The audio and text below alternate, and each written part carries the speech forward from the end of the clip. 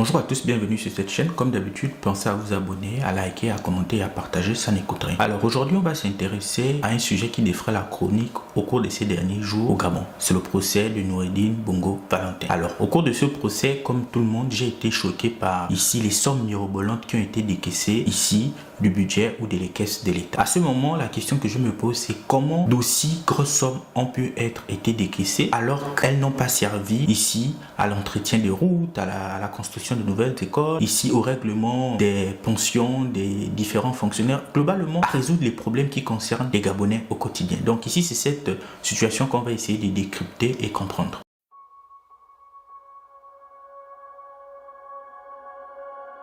Forfait qui nous a été accordé, où j'ai bien mentionné que le plus élevé que j'ai reçu en une fois, où j'étais émerveillé, qui était de 2 milliards, il m'a donné, on était à 3 ce jour-là. Il y avait l'ancien président, il y avait M. Franck-Yann Koubié, et le président nous a dit à tous les deux, bon travail à vous, Yann, tu envoies 2 milliards à Mohamed, toi aussi tu prends 2 milliards. Alors, on a été tous choqués d'entendre ces sommes qui se chiffrent en général en milliards de francs CFA. C'est-à-dire qu'on n'est jamais arrivé à une situation au cours de ce procès où on a constaté qu'il y avait un décaissement de fonds qui était de l'ordre de moins de 100 millions. On a toujours dit 150 millions, 2 milliards, etc. On a eu une situation finalement qui m'a fondamentalement et profondément choqué. C'est celle où un accusé ici dit, et ce sont ses propos, que le chef de l'État d'alors lui aurait dit de prendre 2 milliards de francs CFA. Vous vous rendez compte? 2 milliards de francs CFA pour une seule personne. À un moment donné, je me suis dit, ce n'est pas possible parce que 2 milliards de francs CFA, et si l'individu ne peut pas les obtenir, quand bien même il y a des Gabonais qui peinent à obtenir le SMIC, c'est-à-dire les fameux 150 000 francs CFA. Quand bien même on a des enseignants qui ne touchent pas leur salaire, quand bien même on a de nombreuses situations, comment est-ce possible qu'un seul individu puisse avoir à lui seul 2 milliards de francs CFA? Donc cette situation est assez troublante et voire assez incroyable dans un pays qui est ici sujet à de nombreuses difficultés. La dernière fois, j'ai fait une vidéo dans laquelle ici je parlais de ces difficultés et j'ai employé ici la métaphore de la malédiction. Mettre en avant cet égoïsme ici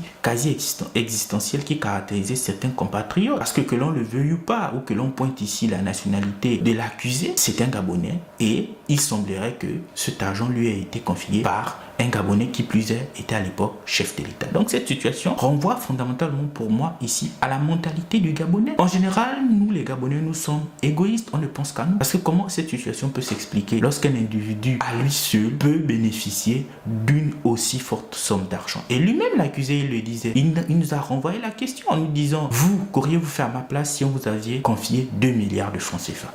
Donc l'accusé nous renvoyait cette question en nous disant, vous qu'auriez-vous fait à ma place en ayant reçu ces 2 milliards de francs CFA? Comme pour dire que finalement, face ici à la folie qui ici habitait à l'époque les dirigeants du Gabon, qu'est-ce qu'il aurait pu lui faire si ce n'est prendre cet argent? Et donc ici, pour moi, ça pose la question, comme je le disais, de mentalité, mais surtout aussi des textes qui encadrent ici les finances de l'État. Parce que dans d'autres situations, on a posé la question à certains accusés que comment avez-vous fait pour obtenir cet argent? Certains ont répondu, ce sont les textes et ce sont mes prédécesseurs ici qui jouissait aussi de telles sommes d'argent, plus que, comme je le disais, les textes ici prévoyaient ici de telles rémunérations. Donc à partir de ce moment, est-ce que la question, en plus de la question de la mentalité, qui pour moi est corollaire ici à la réécriture des textes de loi qui régissent les rémunérations de certains membres de l'administration gabonaise, est-ce qu'il ne faut pas revoir ces textes? Est-ce qu'il ne faut pas ici questionner les textes qui encadrent la rémunération de certaines personnalités de la haute administration? Parce que, qu'on le veuille ou pas, certains se sont dit, mais ce n'était pas du vol, dans la mesure où certains textes dans certaines administrations prévoient des rémunérations tout à fait conséquentes et extraordinaires. Donc pour moi, la question de la mentalité ici se construit à l'aune de ce procès. Pourquoi? Parce que comment un individu, même si les textes les prévoient en fait des telles rémunérations, peut se complaire à obtenir 150 millions de francs CFA, 200 milliards ou peu importe la somme, mais une somme souvent ici à couper le souffle, alors que dans le même moment, il y a des compatriotes qui peinent à avoir 150 000 francs. Il y a des compatriotes qui travaillent jour et nuit dans la santé, dans l'éducation et dans d'autres domaines, qui ont du mal à obtenir ne fût-ce qu'un poste budgétaire. Et pour moi, au-delà de faire des critiques à ceux qui ont géré, on doit revoir déjà ce que les textes prévoient. Que prévoient ces textes? Est-ce que ces textes qui prévoient de telles rémunérations sont en adéquation avec la réalité sociale du Gabon? C'est-à-dire le fait qu'on ait d'autres compatriotes, dépit des efforts qu'ils fournissent, n'ont pas de telles sommes. Et la question que je me pose, lorsqu'un individu a une prime de 150 millions ou une prime de 200 milliards ou je sais pas, des sommes, je me perds même dans les explications parce que les sommes étaient tellement énormes qu'on a du mal à se situer. Est-ce qu'à ce moment, il se dit qu'un compatriote a du mal à obtenir même 150 millions 150 millions. Vous voyez, le lapsus, il est révélateur. Tellement s'est retrouvé dans une situation extraordinaire. C'est-à-dire qu'ici, ce que je voulais mettre en avant, c'est que lorsqu'un individu a 150 millions de primes ou peu importe la somme, est-ce qu'il se demande si un autre compatriote peut obtenir ne fût-ce que 100 000 francs CFA régulièrement lorsqu'il est fonctionnaire? Parce que obtenir 150 millions, oui, ce sont les textes qui prévoient cela. Mais lorsqu'un Gabonais travaille, il a même du mal parfois à obtenir son salaire régulièrement. Comment, en tant que Gabonais, on peut être ici à l'aise avec cette situation? Voilà pourquoi je parlais ici d'un égoïsme quasi pour moi anthropologique. Parce que comment un individu peut se complaire dans cette situation? 150 millions, 2 milliards, etc., etc. Pour moi, il faudrait que l'on revoie ici ces textes qui prévoient ces sommes. C'est-à-dire au-delà de toute l'affaire du procès, il y a des textes qui prévoient ces rémunérations, qu'on le veuille ou pas. Les accusés ont dit ces textes-là, ces sommes-là étaient finalement des sommes que la loi encadrait. Donc il faut revoir ces textes et il faut revoir la mentalité. Pour moi, je reviens sur cette question, c'est notre mentalité. La mentalité ici, c'est la vision du monde. C'est-à-dire que si on se complète toujours dans la perspective où c'est moi, mon clan, ma famille, mon ethnie, etc., etc., les choses ne peuvent pas avancer. Pourquoi? Parce que les uns et les autres aussi estiment que 150 millions, si les textes le prévoient une telle rémunération, ça va, il n'y a pas de problème. Alors que c'est une situation quasi, pour moi,